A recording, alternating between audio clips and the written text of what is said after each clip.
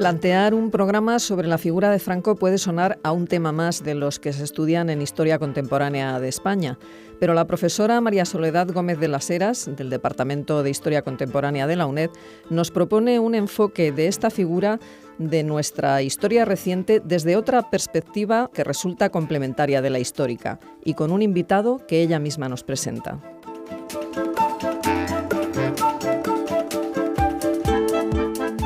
Buenos días. Nuestro programa de hoy se va a encaminar en otro sentido.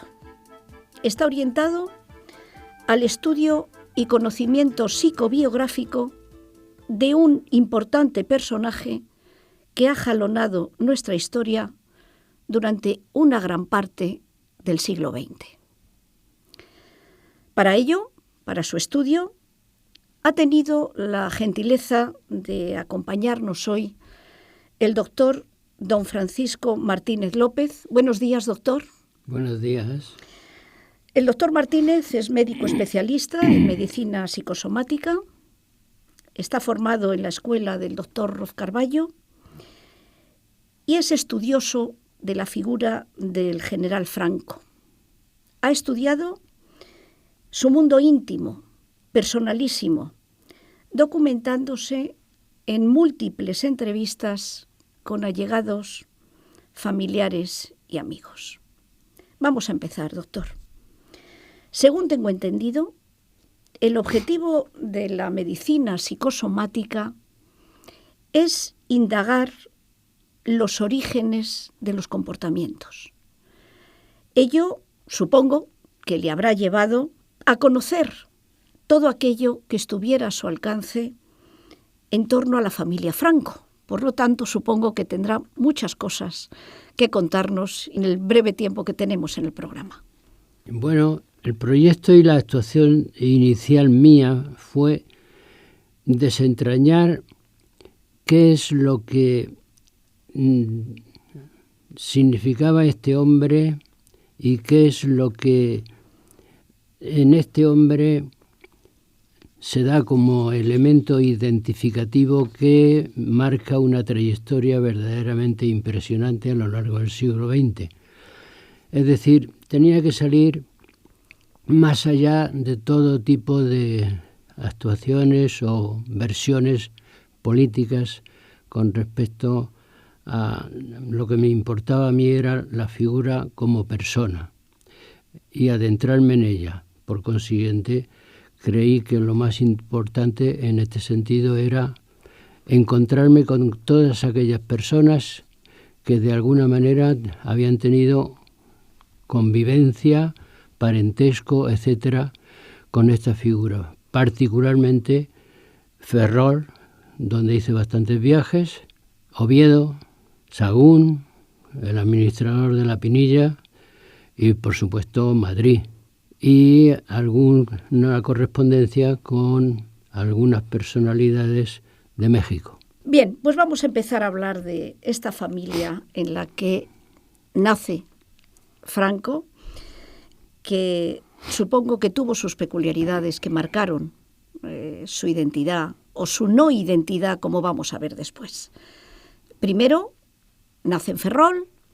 Nace en Ferrol en el 1892, en el 4 de diciembre, más concretamente, y los primeros años de Francisco, llamado en aquel entonces, cuando iba al colegio, a la escuela, concretamente a la escuela del sacerdote don Marcos Vázquez, el Cerillita, y le llamaban el Cerillita precisamente porque tenía bastante cabeza y un cuerpo muy delgadito.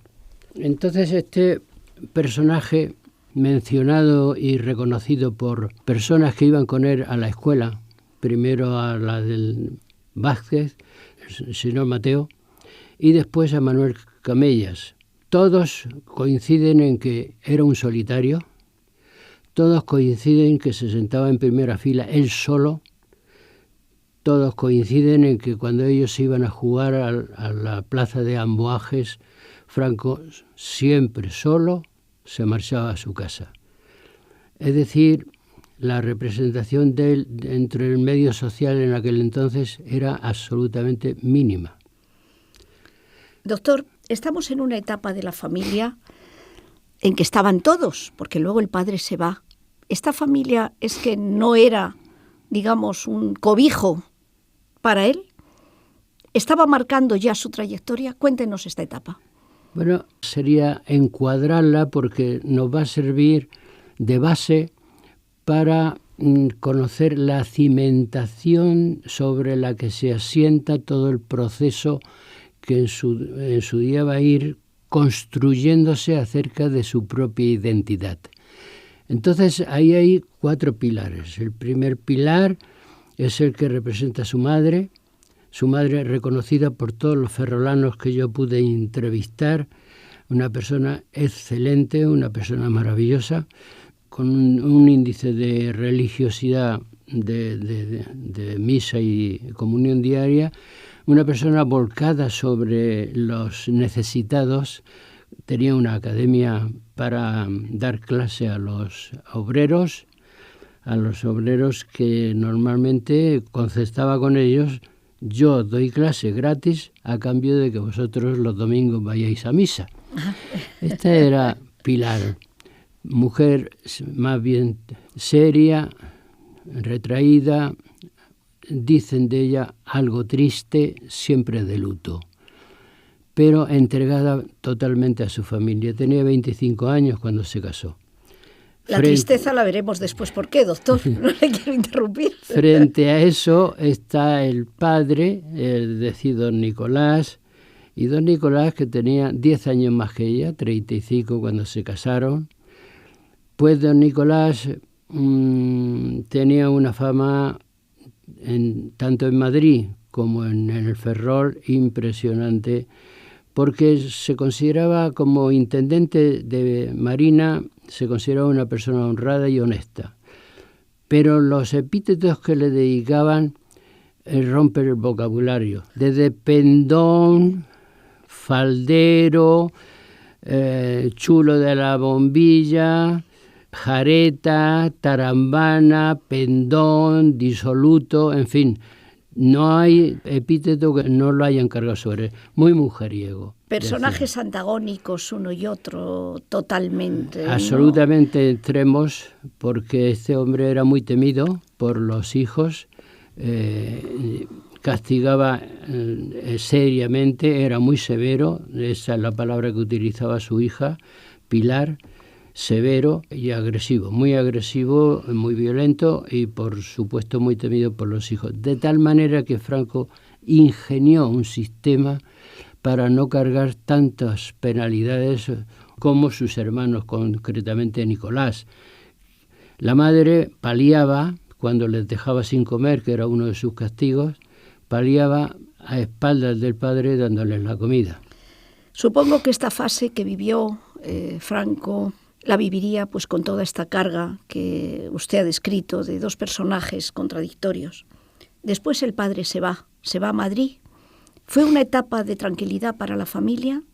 ¿O es esa mujer triste, de luto, que sigue siendo la figura adorada por el general Franco?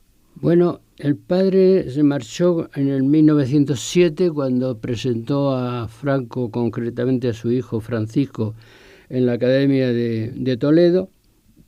Marchó primeramente a Cádiz, estuvo poco tiempo y luego pasó a Madrid.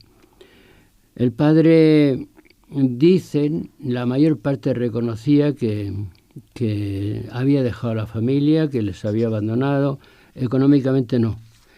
Pero había algún personaje de los que yo entrevisté que decían que es que la mujer no le quiso seguir. Y yo pienso que está perfectamente justificada la conducta del padre de que no le siguiera. Era un hombre que estaba ya muy, muy corrido, por decir alguna expresión. Había estado en Filipinas. En Filipinas había encargado un niño con una niña de 15 años. Había estado en Cuba. Y en tanto que Pilar, la mujer, no había salido del Ferrol. Franco no puede seguir la saga familiar que se remonta al siglo XVII. No puede ser marino. La alternativa más próxima es la Academia Militar de Toledo.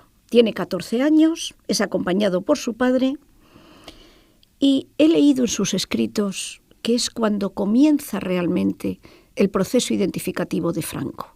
Hasta ahora es lo que no quiero ser. Ahora empieza ¿cómo? Lo que él quiere ser. Eso es verdad, esto es cierto. La verdad es que dudo mucho de que dentro de los muchos escritos y consultas que he hecho haya habido alguien que haya comprendido las bases sobre las que se asienta la identidad de Franco y que permite comprender la trayectoria de toda la vida de Franco. En realidad tenemos 4 pilares, como decía antes. El primer pilar es la parte adorable de la madre, que se establece una relación tremendamente positiva y muy querida. La palabra que utiliza su sobrina Pilar Jaraiz es concretamente adoración. El padre, la figura temida, exactamente lo que usted ha dicho, es decir, yo no quiero ser como mi padre en el proceso de identidad. Y tenemos 2 agentes, 2 elementos externos que son la clave de la conducta de Franco, complementarios de los de su familia. Los 2 elementos claves están, en primer lugar, cuando Franco tenía entre 6 y 8 años, se da un evento impresionante en un niño que tiene 6 o 8 años. Llegan todos los soldaditos de Cuba, se ha derrumbado el imperio español, Puerto Rico, Filipinas, Cuba, etc. Se ha malvendido Cuba en París por unos millones y todo eso se comenta en Ferrol. El Ferrol es un pueblo, calculaban que tendría unos 7.000 habitantes. Todos son militares, la mayor parte marinos. Estaba la figura idealizada del almirante Cervera, que tuvo que pasar por un consejo militar. Total, que ese aspecto tiene tal grado de impacto en Franco que tiene un efecto traumático. Es decir, para él es vergonzante ese acontecimiento. A esto se le suma entonces la parte positiva. La parte positiva es cuando llega a la Academia de Toledo, entra en el patio de la Academia de Toledo con 14 años y con 14 años de pronto descubre lo que él quiere ser. Y descubrir lo que él quiere ser en contrapartida a lo que no quería ser, que es el busto de Carlos V. De pronto le queda impresionado y a los 82 años, cuando escribe un esbozo de su biografía, lo describe como si hubiera estado viéndolo el día de ayer. Es el párrafo que le dedica a eso como identificación. Es impresionante, lo recoge el doctor Pozuelo en su libro. Doctor, se nos han terminado los minutos. No tengo tiempo para más agradecimientos y además, como vamos a tenerle otra vez, sencillamente, gracias.